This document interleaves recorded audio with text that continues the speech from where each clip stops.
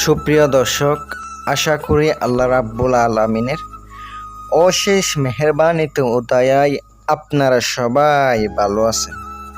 প্রিয় দর্শক, আমিও আপনাদের দোয়ায় এবং আল্লাহ তাআলার অশেষ মেহেরবানিতে ভালো আছি। আমার প্রিয় ভাই ও বোনেরা, প্রাণপ্রিয় দর্শকরা, প্রাণপ্রিয় কলিজার ভাইয়েরা, আজকে আমি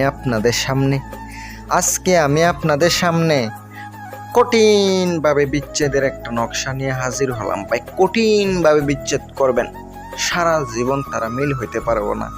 অবৈধ কাজের জন্য ব্যবহার করা একবারে নিষেধ। বৈধ কাজে ব্যবহার করবেন।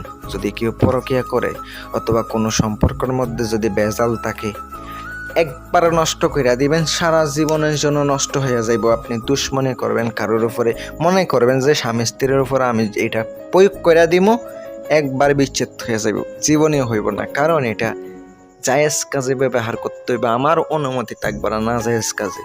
যদি আপনি না জায়েজ কাজে ব্যবহার করেন, তাদের জন্য আল্লাহর দোহাই লাগে আপনারা কাজটা করবেন না।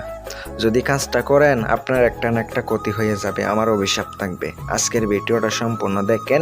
নকশাটি প্রথমত আপনি 3টা লিখবেন অষ্টতিতার কালি দ্বারা। শনিবার অথবা মঙ্গলবারের দিন আপনাকে দুপুর 12টার সময় পূর্ব দিকে অবস্থায় বৈশা আসনের মধ্যে আগরবাতি মোমবাতি জ্বালিয়ে নকশাটা আপনাকে লিখতে হইব।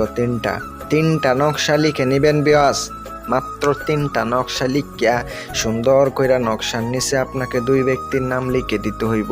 2 ব্যক্তির নাম সুন্দর কইরা আপনাকে লিখে দিতে হবে।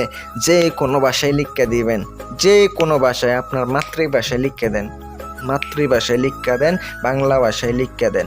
লিখে দেওয়ার পরে আপনি 3টা সুন্দর কইরা শুকাইয়া নেবেন। আগরবাতি জ্বালিয়ে লোবান জ্বালাইয়া আপনি এগুলার উপর দোয়া দিবেন। নকশাগুলা পেঁচাইয়া আপনি সরাসরি একটা গোরস্থানের মধ্যে আধা হাত মাটি কইরা পুঁতটা দেন। পিছনে না থেকে চলে আসবেন। আরেকটা হচ্ছে, যাদের মধ্যে বিচ্ছেদ করাইবেন তাদের চলাচল পথে অথবা তাদের বাড়ির দরজার সামনে আপনি পুঁতটা দেন। 100% কইরা কইলাম, আজকের এই বিদ্যা একবার করবেন। আরেকটা নকশা আছে, ওইটা আপনি সরাসরি চিতাতে আপনি পুঁতে দেন। যে চিতা আছে ওখানে পুঁতে দেন। পুঁতে দেওয়ার সময় মনে রাখবেন, আপনাকে ওইটা জাগ্রত করে নিতে হইব। পিছনে তাকাইলে কিন্তু আপনার ক্ষতি হইতে পারে। সাবধান, নিজের শরীর বন্ধ করে কাজ করবেন। যদি কারো কোনো ক্ষতি হয়, আমি দায়ী থাকবো না। এটা হচ্ছে সতর্কবার্তা, আগাম সতর্কবার্তা।